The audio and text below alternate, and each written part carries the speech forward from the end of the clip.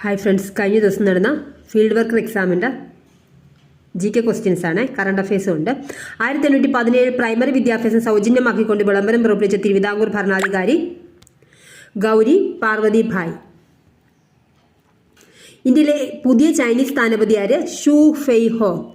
കേരള സംസ്ഥാന ബാലാവകാശ commission chairman KV Manoj Kumar. Kerala സംസ്ഥാന ബാലാവകാശ കമ്മീഷൻ ചെയർമാൻ ആര്? KV മനോജ് കുമാർ. സ്വാതന്ത്ര്യത്തിന് ശേഷം ഇന്ത്യയിലെ നാട്ടുരാജ്യങ്ങളെ സംയോജിപ്പിച്ചപ്പോൾ ഇന്ത്യൻ യൂണിയനിൽ ചേരാൻ വിസമ്മതിച്ച നാട്ടുരാജ്യങ്ങളുടെ പേര് താഴെ പറയുന്നു. അതിൽ കൂടുതൽ ചേരാത്തത് പഞ്ചാബ്. ആരായിരുന്നു പോറ്റി ശ്രീരാമുലു?